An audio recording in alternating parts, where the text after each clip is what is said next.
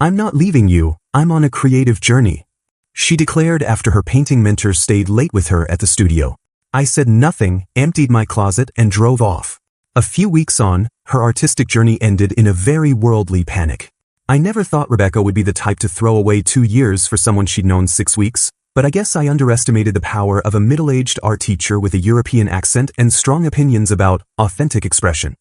We'd been living together in our Portland apartment for nearly 2 years, me covering most of the $2,400 monthly rent since my graphic design work paid substantially better than her part-time barista shifts at that trendy coffee place downtown where she mostly complained about entitled customers and inconsistent scheduling. Our relationship had settled into a comfortable routine. I handled the bigger bills, she contributed what she could, and we split groceries and utilities fairly. I thought we were building something solid together, something that could grow into marriage and maybe kids down the line. Everything changed the moment Rebecca enrolled in Vincent's advanced oil painting class at the Community Arts Center. I should have recognized the warning signs immediately when she came home from that first Tuesday evening session absolutely glowing, talking nonstop about this incredible instructor who had somehow recognized her untapped artistic potential within 2 hours of meeting her. Vincent has this amazing ability to see what people are truly capable of, she gushed, pulling out her phone to show me photos of other students' work. He says I have natural talent that just needs proper guidance and intensive development. Within a week, she was spending entire weekends at the Arts Center, disappearing Saturday morning and returning Sunday night with paint-stained clothes and stories about breakthrough creative sessions that somehow always involved just her and Vincent working late into the evening while other students had gone home. I noticed she started checking her phone constantly during our conversations, smiling at messages she wouldn't share, and suddenly everything I suggested, movies we used to enjoy, restaurants we talked about trying, weekend trips to the coast, was dismissed as conventional or creatively stifling. She began quoting Vincent's philosophies about breaking free from domestic constraints and finding your authentic artistic voice through total immersion in the creative process. Vincent says most people never reach their potential because they're too comfortable with mediocrity, she told me one evening while scrolling through art-related Instagram posts instead of watching the show we'd started together. He thinks I could actually make a living as an artist if I commit fully to developing my technique. I watched her transform from the easygoing woman I'd fallen for into someone obsessed with artistic validation and increasingly dismissive of our shared life. She stopped asking about my work projects, barely listened when I talked about the logo design I'd been struggling with for weeks, and rolled her eyes whenever I mentioned practical concerns like our lease renewal or planning for her sister's wedding next spring. "You're so focused on mundane details," she'd say with this new condescending tone. Vincent says people who prioritize logistics over passion never achieve anything meaningful. The woman who used to laugh at my terrible puns and get excited about trying new restaurants now treated our conversations like interruptions from more important thoughts. She started staying out until midnight on weeknights, claiming she needed to process the day's creative insights with fellow students, though somehow these processing sessions only seemed to include her and Vincent. When I asked about meeting this transformative teacher who was consuming so much of her time and energy, she became defensive. "Vincent values artistic privacy," she explained. "He doesn't believe in mixing personal relationships with creative mentorship." The breaking point came on a Thursday evening when I arrived home from a particularly long day debugging client websites to find Rebecca sitting at our kitchen table with a serious expression and what looked like rehearsed talking points written on notebook paper. The apartment smelled like the expensive takeout she'd ordered, the kind we usually saved for special occasions, and she'd lit candles like this was some kind of romantic evening, which made what followed even more surreal. "Alex, we need to talk about my artistic development and our living situation," she announced, like she was delivering a prepared presentation to a client. "Vincent thinks I'm ready for intensive creative work, but I need proper studio space and complete freedom from domestic distractions." She gestured around our apartment as if it were some kind of creative prison instead of the home we'd carefully furnished together with trips to weekend estate sales and hours spent debating paint colors. Then came the kicker that left me speechless. She wanted me to find somewhere else to live temporarily so she could convert our entire apartment into a proper art studio. "It's not about you personally," she insisted when she saw my stunned expression, though everything about her tone suggested it absolutely was. "This is about my creative journey, my artistic awakening.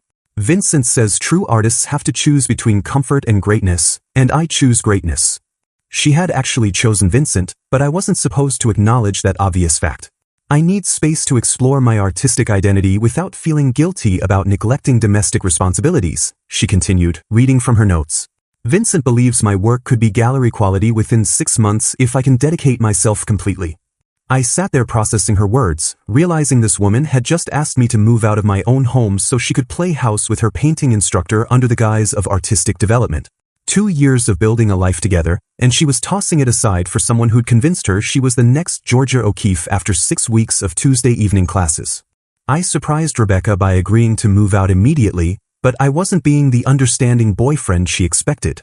While she practically bounced with excitement about her upcoming creative transformation, I was already 3 steps ahead, making phone calls that would fundamentally change her artistic paradise. The first call was to our landlord, Mr. Patterson, a straightforward guy who'd always appreciated that I paid rent on time and never caused problems. "I need to remove my name from the lease," I told him, explaining that Rebecca wanted to convert the space for business purposes. He was surprisingly accommodating once I mentioned she'd be using it as an art studio and might have people coming and going at all hours. "She'll need to qualify for the full lease amount on her own income," he said matter-of-factly. "And there's a $500 lease modification fee." Rebecca's barista income barely covered her current $600 contribution, let alone the full $2,400, but that wasn't my problem anymore. My second call was to Portland General Electric, followed by the water company, internet provider, and gas company. Funny how quickly you can disconnect services when everything's in your name and you're the account holder. I scheduled everything to shut off the following week, giving Rebecca just enough time to contact them herself if she wanted to maintain utilities in her artistic sanctuary. While I made these strategic arrangements, Rebecca spent the weekend planning her studio layout and texting constantly with Vincent about optimal creative environments and the importance of natural light for oil painting. She was so focused on her artistic vision that she didn't ask any practical questions about lease transfers or utility responsibilities. The actual packing process was eye-opening in ways I hadn't expected. Going through our shared belongings, I realized how much of our life together had been my investment. The nice couch we'd bought for the living room, my credit card, the kitchen table where Rebecca had just delivered her artistic ultimatum, I'd refinanced it through my furniture store account. The bedroom set, the decent television, the coffee maker she used every morning, almost everything substantial belonged to me or had been purchased with my money. Rebecca noticed me loading my coffee maker into a box and looked genuinely confused. "Wait, you're taking that?" she asked. "I use that every morning."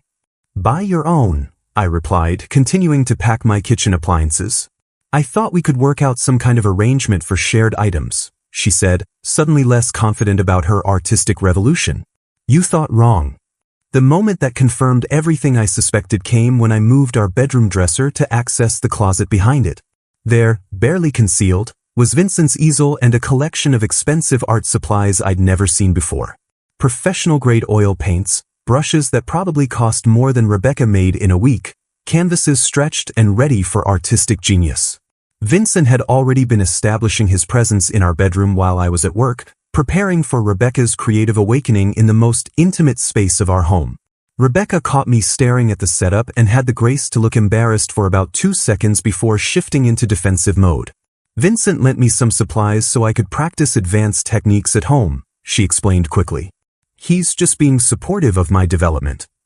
"How supportive?" I said, noting that one of his paint tubes was open and dried paint suggested it had been used recently. "Guess he's really invested in your artistic progress." She didn't respond to that, but the red flush creeping up her neck told me everything I needed to know. Vincent wasn't just her instructor, he was already making himself comfortable in our space, probably planning to move in the moment I moved out. By Sunday afternoon, I had loaded everything that mattered into my truck and a small U-Haul trailer. Rebecca stood in what was now her empty apartment, looking around at the bare walls and missing furniture with an expression that suggested reality was starting to penetrate her artistic bubble. "This feels so final," she said quietly, apparently realizing that my departure meant more than just gaining studio space. "You're the one who wanted this," I reminded her, handing over the spare key. "Enjoy your creative journey." I left a simple note on the kitchen counter with the address of a storage facility where I'd be keeping anything too large for my new place, along with my new contact information for any legitimate emergencies. "Good luck with Vincent," I wrote at the bottom, though I doubted either of them would need luck for what they had planned. For 5 glorious weeks, Rebecca lived in her artistic paradise, and I have to admit, watching it unfold from a distance was better entertainment than anything on Netflix.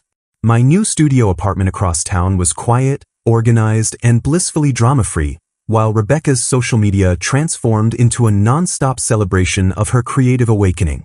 She posted photos of canvases propped against our old living room walls, paint-splattered drop cloths covering the hardwood floors we'd spent a weekend refinishing together, and artistic shots of Vincent's expensive brushes arranged just so in the morning light. Finally living my authentic life as an artist, she captioned one photo of herself in paint-covered overalls, looking pensively out the window with a palette in hand. The hashtags were endless. Hashtag artistic journey, hashtag authentic self, hashtag creative awakening, hashtag follow your passion, hashtag artist life. She started hosting what she called creative salons, basically painting parties where fellow students from Vincent's class would come over to drink wine and create collaborative artistic experiences, while Rebecca documented everything for social media. Vincent appeared in more and more photos, always positioned as the wise mentor guiding his devoted student, though his hand placement in several shots suggested mentoring wasn't his only interest. Working late on a breakthrough piece with my incredible instructor, she posted one evening, accompanied by a photo of 2 wine glasses and paint-covered hands that were clearly both hers and Vincent's. The comments from her friends were predictably supportive, living your best life, and so inspiring to see someone follow their dreams. I noticed her friend Jessica had become particularly vocal about Rebecca's transformation, sharing every post with comments about brave women who refuse to settle for conventional relationships, and the importance of supporting each other's artistic growth. I was apparently the conventional relationship Rebecca had refused to settle for, which was fine by me since I was discovering I didn't miss the drama nearly as much as I'd expected. The first crack in the artistic paradise appeared during a particularly severe Portland thunderstorm in mid-November. I was in my warm, well-lit apartment working on a logo design for a local brewery when my phone buzzed with a text from Rebecca's number, though the tone was different from her usual confident messaging. "Hey Alex, quick question. Do you remember what company handled our electricity? Having a small issue here." I waited several hours before responding, mainly because I was genuinely busy with paying work, but also because I wanted to see how small this issue really was. "Portland General Electric," I texted back. "Account numbers should be on old bills if you kept them." What I didn't mention was that the account had been closed for non-payment the previous week, exactly as I'd scheduled when I canceled the service. Turns out Rebecca had assumed the utilities would just continue automatically, never bothering to set up new accounts in her name or even understanding that someone actually had to pay those bills every month. The next morning brought a flurry of increasingly panicked messages as Rebecca realized her artistic sanctuary had become a cold, dark cave without electricity, heat, or hot water. "The power company says there's no active account for this address," she texted. "They want a $400 deposit plus connection fees because I don't have established credit with them. This is insane." I almost felt sorry for her until I remembered how she dismissed my concerns about practical matters as mundane details that were beneath her artistic focus. The social media posts took on a different tone as Rebecca tried to maintain her creative narrative while dealing with the reality of utility deposits, credit checks, and waiting lists for connection appointments. Sometimes the artistic journey includes unexpected challenges that test your commitment, she posted, along with a photo of candles providing the only light in her cold studio. True artists persevere through obstacles that would stop ordinary people. Vincent's presence in her posts became noticeably less frequent once the apartment lost its comfortable amenities. Funny how someone's commitment to artistic mentorship wavers when it means sitting in a freezing apartment with no electricity or hot showers. Rebecca's friend Jessica attempted to salvage the narrative by starting a social media campaign about my vindictive behavior, posting long rants about men who sabotage women's dreams, and calling me emotionally abusive for leaving an artist stranded without basic utilities. But the campaign backfired spectacularly when people started asking obvious questions. Why didn't Rebecca handle her own bills? Where was Vincent during this crisis? What kind of artistic mentor abandons his star student when things get difficult? The comments section became a battlefield between Jessica's feminist rhetoric and practical-minded people pointing out that adults are responsible for their own utility bills regardless of their artistic aspirations. Vincent's true colors emerged faster than watercolors bleeding in the rain once Rebecca's artistic paradise required actual financial commitment from him. I learned about his spectacular retreat through a combination of Rebecca's increasingly desperate social media posts and some strategic intelligence gathering from mutual acquaintances in Portland's surprisingly small art community. The first red flag should have been Vincent's sudden unavailability when Rebecca needed help navigating utility deposits and credit applications. This man who had been spending every evening at her apartment suddenly had family obligations and prior commitments that kept him away during her practical crisis.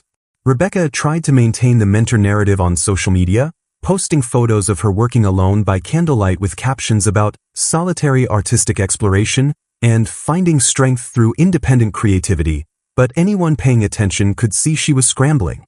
Then came the revelation that destroyed whatever artistic credibility Vincent had maintained. One of Rebecca's fellow students, a woman named Diana who'd been in the advanced class since the beginning, reached out to Rebecca with some uncomfortable information about their beloved instructor. Apparently Vincent had been directing students to purchase supplies exclusively from an expensive art store downtown, claiming these particular brands were essential for serious artistic development. What he hadn't disclosed was his financial arrangement with the store owner. Vincent received a 15% commission on everything his students purchased based on his recommendations. Those $200 brush sets and $150 paint collections he'd insisted were necessary for artistic growth? He was making money every time a student bought them. Rebecca had spent nearly $800 on supplies Vincent recommended, meaning he'd pocketed over $100 from her artistic journey before she'd even finished her first painting. Diana had discovered this when she'd gone to buy more canvas and overheard the store owner mentioning Vincent's monthly commission check. When Rebecca confronted Vincent about this arrangement during what would be their final late-night studio session, his response revealed exactly the kind of man he really was.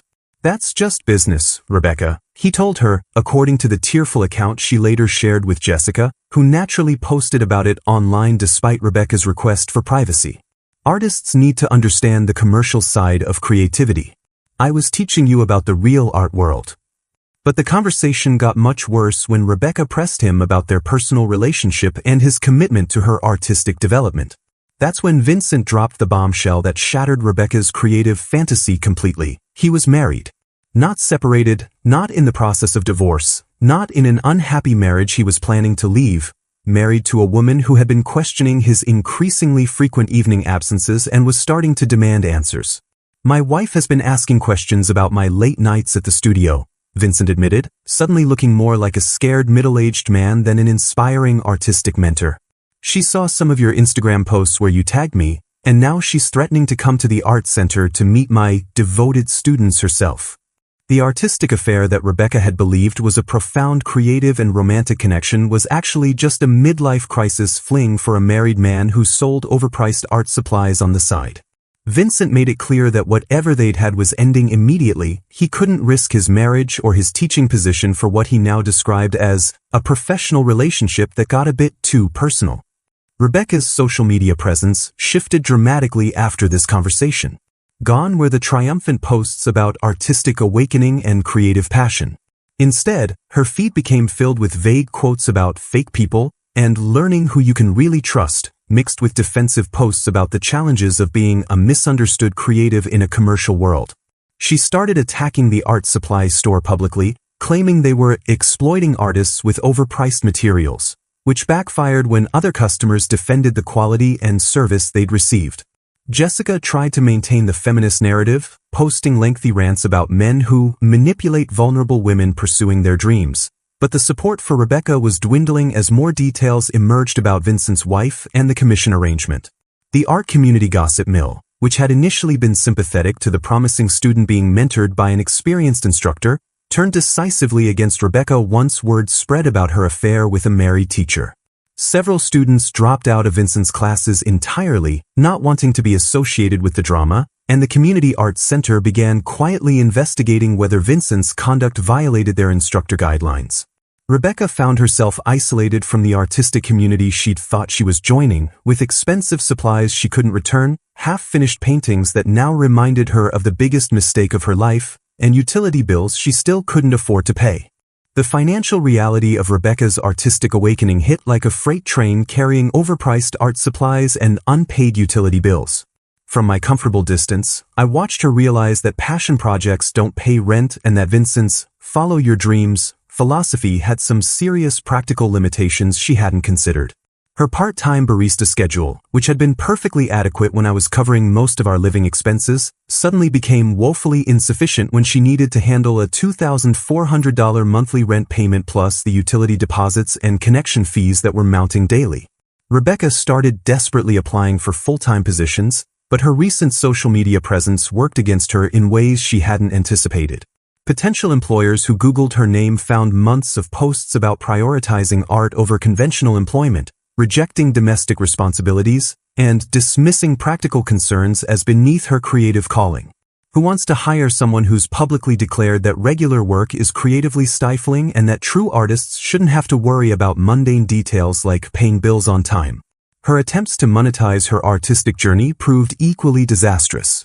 Rebecca launched an online shop featuring her paintings, pricing them based on the cost of Vincent's expensive supplies rather than any realistic market assessment. She was asking $400 for beginner-level oil paintings that had cost her $200 in materials to create, apparently believing that expensive brushes automatically translated to valuable artwork.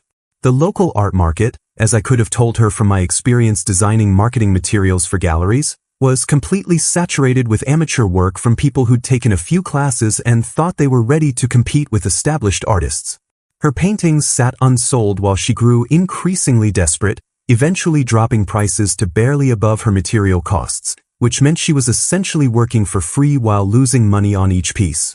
Meanwhile, our former landlord Mr. Patterson was losing patience with her inconsistent rent payments and creative excuses. When Rebecca tried to negotiate paying with artwork instead of money, suggesting that her paintings could serve as collateral for missed rent, he gave her a reality check that was probably long overdue. Ms. Chin, he told her during a conversation I heard about through his maintenance guy, who happened to be dating one of my coworkers, I own rental property, not an art gallery. I need actual money, not paintings of flowers that nobody wants to buy. The eviction process started after Rebecca missed her second consecutive rent payment, despite having blown through most of her savings on Vincent's recommended supplies before learning about his commission arrangement. She attempted to appeal to Mr. Patterson's sympathy, explaining about her artistic journey and the betrayal by her mentor, but landlords deal with sob stories every day and rarely find them more compelling than actual rent payments. Rebecca's parents, who I'd met several times during family dinners and holiday visits, provided the final blow to her artistic fantasy when she called them begging for financial assistance. Her father, a practical man who worked construction and had raised Rebecca to value honest work over grandiose dreams, was reportedly not sympathetic to her situation. "You made your choices, honey," he told her during a phone conversation that Jessica later described in another ill-advised social media post. "You had a good situation with a nice young man who treated you well, and you threw it away for some nonsense about being an artist. Now you need to face the consequences and figure out how to take care of yourself like an adult." Her mother was slightly more diplomatic but equally unwilling to enable Rebecca's poor decisions by bailing her out financially. They'd worked hard their entire lives and weren't about to subsidize their daughter's mid-20s crisis, especially when it involved breaking up someone else's marriage and abandoning practical responsibilities for artistic delusions. Desperate to avoid eviction, Rebecca began panic-selling furniture and belongings, only to discover that most of the valuable items in the apartment had actually belonged to me. The nice couch, the kitchen table, the decent television, the appliances that made daily life comfortable, almost everything worth selling had left with me when I moved out.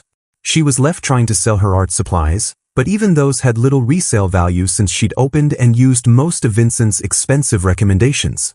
The specialty brushes and professional-grade paints that had seemed so essential for serious artistic development were now just expensive reminders of how thoroughly she'd been manipulated by a married man with a side hustle in art supply commissions. Rebecca's desperate scramble for survival became increasingly pathetic to watch, though I'll admit I followed the drama with the same fascination people reserve for reality TV shows about financial disasters. After losing the apartment, she moved in with Jessica temporarily, which seemed like the natural next step since Jessica had been her most vocal supporter throughout the artistic awakening disaster. What I didn't expect was how quickly that living arrangement would implode under the weight of Rebecca's continued poor decisions and Jessica's growing realization that supporting someone's dreams online was very different from financially supporting their actual life. Jessica's social media posts about the living situation started optimistically, with photos of the two friends having roommate wine nights and captions about women supporting women through difficult transitions. But within 2 weeks, the tone shifted noticeably as Rebecca failed to contribute to household expenses, leaving dirty art supplies in Jessica's kitchen sink, and continuing to blame everyone else for her situation instead of taking responsibility for her choices. Sometimes helping a friend means having difficult conversations about personal accountability, Jessica posted cryptically, though she deleted it within hours after Rebecca saw it, and they had what neighbors described as a screaming match that lasted until 2 a.m. The friendship deteriorated rapidly when Rebecca started treating Jessica's apartment like a free hotel while actively pursuing her next meal ticket through online dating apps. I learned about this development through mutual friends who'd noticed Rebecca's sudden appearance on every dating platform, specifically targeting men whose profiles mentioned homeownership, stable careers, or financial success. Her dating strategy was transparently mercenary. She'd swipe right exclusively on guys who looked financially comfortable, then steer conversations toward their living situations and career stability within the first few messages. Looking for someone mature who understands that relationships require mutual support, her dating profile read, which was code for seeking new financial provider after previous arrangement ended badly. Rebecca's recent public meltdown made potential partners understandably wary, especially since her social media history was easily discoverable and painted a clear picture of someone who'd abandoned a stable relationship for an affair with a married art teacher who'd been scamming his students. Modern dating apps make it remarkably easy to research potential matches, and Rebecca's artistic journey documentation worked against her in ways she hadn't anticipated. Meanwhile, Vincent had completely vanished from her life after his wife had apparently discovered the extent of his inappropriate relationship with students and threatened divorce proceedings. The Community Arts Center had quietly terminated his teaching contract after conducting their investigation, though they'd avoided public statements to minimize drama. Vincent's wife had also made her own Facebook post about home-wrecking art students who target married instructors, which didn't specifically name Rebecca but included enough details that anyone familiar with the situation could connect the dots. The post went semi-viral in Portland's art community, effectively blacklisting Rebecca from any legitimate artistic circles she might have hoped to join. Jessica eventually reached her breaking point when Rebecca brought a different man home 3 nights in a row, apparently auditioning potential financial supporters while contributing nothing to rent, utilities, or groceries. The final straw came when Rebecca criticized Jessica's cooking and suggested they order takeout instead, expecting Jessica to pay for it since she was temporarily between income sources. "I can't do this anymore," Jessica told her during a conversation that several neighbors overheard through thin apartment walls. "You're bringing random men around, you're not contributing anything financially, and you're still acting like the world owes you something. This isn't what friendship looks like." Rebecca's response was predictably self-centered, accusing Jessica of being unsupportive during her time of crisis and failing to understand the complexities of her situation. But Jessica had apparently been reading the comments on her own social media posts and realized that most people thought she was enabling Rebecca's poor choices rather than helping her grow as a person. The living arrangement ended with Rebecca packing her remaining belongings and moving into a cramped studio apartment in one of Portland's less desirable neighborhoods, where she could afford the $800 monthly rent by working double shifts at 2 different coffee shops. The artistic studio that had seemed so important just months earlier was replaced by a space barely large enough for a bed and a microwave, where she now spent her free time applying for additional part-time work instead of creating gallery-worthy masterpieces. Her social media presence became sporadic and defensive, with occasional posts about building character through adversity and learning who your real friends are, but the triumphant artistic narrative had been completely abandoned in favor of survival mode. While Rebecca was learning to appreciate the artistic value of ramen noodles and studio apartments with thin walls, I was discovering that sometimes the best thing that can happen to you is having someone show their true colors before you make a permanent mistake. My new life had evolved in ways I never expected when I'd packed my truck that Sunday afternoon months earlier. The freelance graphic design business I'd started almost accidentally while working from my studio apartment had grown beyond anything I'd imagined possible. It began with a simple logo project for the brewery where I'd been grabbing lunch regularly. The owner mentioned needing design work. I offered to help at a reasonable rate, and word spread through Portland's small business community faster than gossip at an art center. Within 3 months, I had more freelance work than I could handle alongside my regular job, specializing in branding for small businesses that valued authenticity over flashy marketing. My clients appreciated someone who listened to their actual needs instead of trying to sell them expensive solutions they didn't require, and my prices were fair because I wasn't supporting someone else's designer handbag addiction. The financial freedom was remarkable. Every dollar I earned was mine to save, invest, or spend on things that actually mattered to me. I joined a hiking group that met every Saturday morning, something I'd always wanted to do but couldn't when weekends were consumed by Rebecca's social obligations and expensive restaurant visits. The physical challenge of climbing mountains around Portland helped me process emotions better than any amount of relationship analysis ever could. There's something clarifying about focusing on your breathing and footing while navigating a difficult trail. It puts relationship drama into perspective and reminds you that most problems are smaller than they seem when you're caught up in them. I started rock climbing at an indoor gym, initially just for cross-training but quickly becoming obsessed with the mental aspects of route planning and problem-solving. The climbing community was refreshingly direct and practical. People supported each other's goals without drama or hidden agendas, and success was measured by actual achievement rather than social media validation. Through the hiking group, I met Sarah, an environmental scientist who worked for the state analyzing water quality data. She was intelligent, funny, and had this refreshing way of discussing her work with genuine passion instead of treating it as something to endure until finding a better option. Our first conversation lasted 3 hours on a trail overlooking the Columbia River Gorge, covering everything from sustainable development to our favorite coffee roasting techniques, and I realized I hadn't had a conversation that substantial in years. Sarah paid for her own hiking gear, contributed equally to group dinners, and never once suggested that I should handle logistics while she focused on more creative pursuits. When we started dating seriously, she insisted on splitting restaurant bills and refused my offers to pay for things she could afford herself. "I like being financially independent," she told me after I tried to pick up the check for our 4th dinner together. "It keeps relationships honest when both people contribute equally." The contrast with Rebecca couldn't have been more stark. Sarah appreciated my planning and attention to detail instead of finding it suffocating, getting genuinely excited when I researched trail conditions for our weekend hikes or found new restaurants that matched our shared dietary preferences. She understood that thoughtfulness required effort and reciprocated with her own planning and consideration for my interests and schedule. Rebecca never contacted me directly, not even during her worst financial crisis, which confirmed everything I'd suspected about our relationship. If she truly loved me as a person rather than as a financial resource, she would have reached out when Vincent revealed his true nature, apologized for her mistakes, and asked if we could work things out. Her silence told me that I'd been correct in my assessment. I was never her boyfriend so much as her support system, easily replaceable once she thought she'd found a better option.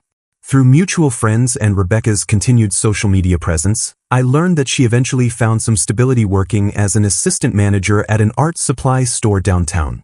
The irony wasn't lost on me that she'd ended up selling the same overpriced materials that Vincent had used to scam his students, though apparently she'd learned enough about profit margins and commission structures to be good at the job.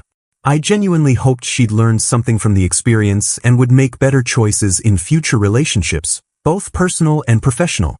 Looking back, I realized that Rebecca's artistic awakening had been the best thing that could have happened to our relationship, because it revealed fundamental incompatibilities that would have caused much bigger problems later.